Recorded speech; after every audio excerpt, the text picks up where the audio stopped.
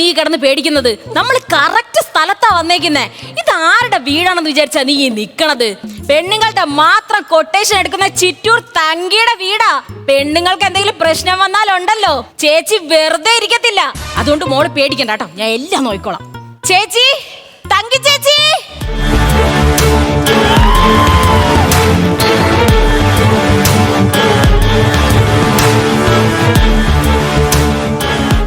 ആരാ? പറയടി, പേടിച്ചിരിക്കാതെ. ഗുണ്ടച്ചി. അല്ല, ആണുങ്ങളെ ഗുണ്ടേന്ന് വിളിക്കുമ്പോ പെണ്ണുങ്ങളെ ഗുണ്ടച്ചി എന്നായിരിക്കുമല്ലോ വിളിക്കുന്നത്. എന്നെ അങ്ങനൊന്നും വിളിക്കണ്ട. ചിറ്റൂർ തങ്കി. തങ്കച്ചി. തങ്കച്ചി അല്ല, തങ്കച്ചി. നീ പറയടി. ചേച്ചി, ചേച്ചിക്ക് എന്നെ മനസ്സിലായോ? പിന്നെ മനസ്സിലായെന്ന്. അവിടെ കൂടെ വന്നതല്ലേ? അതല്ലേ ചേച്ചി, ഞാനേ ചേച്ചിക്ക് ഒരു 2-3 വർഷത്തിന് മുന്നേ ആയിട്ട് ഒരു കൊട്ടേഷൻ തന്നായിരുന്നു, ഓർക്കുന്നുണ്ടോ? എന്തിന്റെ കൊട്ടേഷൻ? ചേച്ചി ബസ്സിൽ ഒരുത്തേനെ ഭയങ്കരമായിട്ട് ശല്യം ചെയ്യത്തില്ലായിരുന്നോ? അവനെ ചേച്ചി ഇടിച്ച് സൂപ്പാക്കില്ലേ, ഓർക്കുന്നില്ലേ? എന്താ അവന്റെ ശല്യം പിന്നെ ഉണ്ടോ? അയ്യോ ഇല്ല ചേച്ചി, അങ്ങേരിപ്പ എന്റെ 2 മക്കളുടെ അച്ഛനാ. ഓഹോ, നീ അവനെയാണോ കല്യാണം കഴിച്ചേക്കുന്നത്? അതെന്താന്നറിയോ ചേച്ചി? ചേച്ചി അന്ന് വന്ന് അടിച്ചിട്ട് പോയില്ലേ, പാവം ചേച്ചി. എനിക്ക് ഒരുപാട് വിഷമായിരുന്നു. ആ സെന്റിമെന്റ് അങ്ങ് വർക്കൗട്ടായി. ആ വർക്കൗട്ടിൽ ഞങ്ങൾ ഒന്നായി. ഓഹോ, അപ്പൊ എന്റെ ഇടി കൊണ്ട് ഇങ്ങനെയും കാര്യങ്ങളൊക്കെ നടക്കാറുണ്ടല്ലേ? അല്ല, നിങ്ങളിപ്പോ എന്തിനാ വന്നത്? ചേച്ചി, ഞാനേ 4 വർഷമായിട്ട് ഒരുത്തരോട്ട് ആത്മാർത്ഥ പ്രണയത്തിലായിരുന്നു. എടി, ആത്മാർത്ഥത നമുക്കല്ല, അവർക്ക് നമ്മളോടാ വേണ്ടത്. അത് തന്നെ നീ ചെയ്ത തെറ്റാ. എന്താ കാര്യം എന്ന് പറ ചേച്ചി. അതെ, നിസ്സാര ഒരു കോൾ വെയിറ്റിംഗിന്റെ പേരിൽ ചേച്ചി എന്റെ വീടിന്റെ അടുത്തുള്ള ജംഗ്ഷനിൽ വന്നിട്ട് എല്ലാവരുടെയും മുന്നിൽ വെച്ച് അവൻ എന്നെ അടിച്ചിട്ട് പോയി ചേച്ചി. നിസ്സാര കാര്യത്തിന് നിന്നെ ഞാൻ അടിച്ചെന്നോ? രാവിലെ 7 മണിക്ക് എനിക്കൊരു കോള് വന്നു. അതിങ്ങനെ നീണ്ടു ഒരു 8 മണി വരെ അത് അങ്ങനെ അങ്ങ് പോയി. അപ്പൊ ഞാനാണെങ്കിൽ ഒരു 3-4 മണിക്കൂർ ഇതിലേക്ക് അങ്ങ് സ്പെൻഡ് ചെയ്തില്ലേ. ആ ഒരു സമയത്ത് ഇവനെ വിളിക്കാനായിട്ട് ഞാൻ വിട്ടുപോയി ചേച്ചി. ഏതവനെ അടി ഈ 3-4 മണിക്കൂർ വിളിച്ചെന്നോർത്ത് ഒറ്റ അടിയായിരുന്നു അവൻ എന്നെ. അവൻ വിളിച്ചപ്പോ ഏതവനാന്നൊക്കെ പറഞ്ഞാ പോരായിരുന്നോ? അതേതവനാന്നറിയാനല്ലയോ ഞാൻ ഈ 4 മണിക്കൂർ ഇവനോട് സംസാരിച്ചോണ്ടിരുന്നത്. ഏതവനെന്നറിയാനാണ് 4 മണിക്കൂർ സംസാരിച്ചത്? ഈ ഏതവനാന്നറിയാൻ വേണ്ടിട്ടാ ഞാൻ അവനോട് ചോദിച്ചത്. അപ്പൊ അവൻ ഉടനെ എന്നോട് ചോദിക്കുക, ഹലോ, ഇതാരാ? ഈ ശബ്ദം കേട്ട് എന്തെങ്കിലും പരിചയമുണ്ടോ? നീ ഒന്ന് ഓർത്ത് നോക്കിക്കേ. ഇങ്ങനെ പറഞ്ഞു 4 മണിക്കൂറും അവൻ ഇത് പറഞ്ഞോണ്ടിരുന്നു. ഇതാരാന്നറിയാൻ നമ്മൾ എങ്ങനെ ചേച്ചി കോള് കട്ട് ചെയ്യുന്നേ? 4 വർഷം പ്രേമിച്ചവൻ കോൾ വെയിറ്റിംഗില്. അപ്പടെ ആരാന്ന് അറിയാൻ മേലാത്തവനുമായിട്ട് 4 മണിക്കൂറോളം കിന്നിരിക്കുന്നത്. എടി, അവനെ എന്താ ചെയ്യണത് പറ ചേച്ചി. എന്നെ പബ്ലിക്കായിട്ട് അടിച്ചവനെ എന്തായാലും അവന്റെ കൈവെട്ടണം ചേച്ചി. അത്രേ ഉള്ളൂ. എന്നാ അവന്റെ കാര്യം ഞാൻ ഏറ്റ്. ഇപ്പൊ ഒന്നും ചെയ്യണ്ട ചേച്ചി, ഇപ്പൊ ഒന്നും ചെയ്യണ്ട ചേച്ചി. കയ്യിൽ ചേച്ചി, ഇപ്പൊ ഒന്നും ചെയ്യണ്ട ചേച്ചി. ഇപ്പൊ ഒന്നും ചെയ്യണമെന്ന് പറയാൻ എനിക്ക് ഉച്ചയ്ക്ക് വല്ല വെച്ചോണ്ടാക്കണ്ടേ? നീ ഇങ്ങോട്ടൊന്ന് മാറി ചേച്ചി. എന്താ ഇപ്പൊ നമുക്ക് ചെയ്യാൻ പറ്റണേ? എടി, അവന്റെ പേര് പറ. അവന്റെ പേര് ഓമനക്കുട്ടൻ. ഓ, മേനക്കുട്ടൻ. അല്ല, അവൻ കാണാനൊക്കെ എങ്ങനെയാ?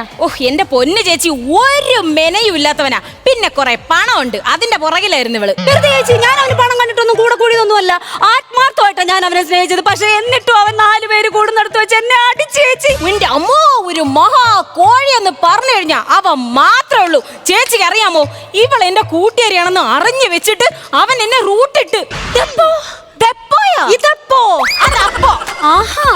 പെണ്ണുങ്ങളെ, ഒരു കാര്യം ചെയ്യ്, അവന്റെ നമ്പർ ഇങ്ങോട്ടാ. ഞാൻ 640212 തൊട്ടുറുമ്മിലിരിക്കാൻ കൊതിയായി, നിന്നെ കട്ടെടുത്തു പറക്കാൻ കൊതിയായി.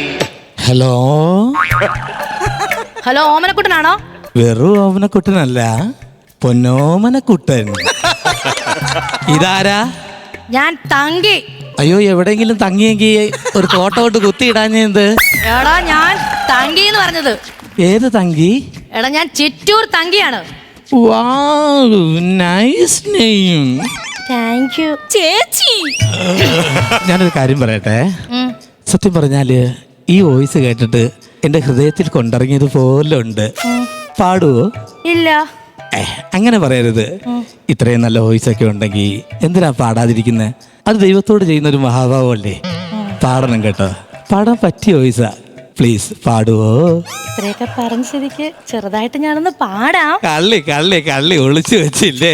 എനിക്ക് അന്നൊരു കത്തി. കാരണം ഇത്രയും സൗണ്ട് ഉണ്ടെങ്കിൽ പാടുമല്ലോ. 2 വരി പാട്ട് എനിക്ക് വേണ്ടി പാടാവോ?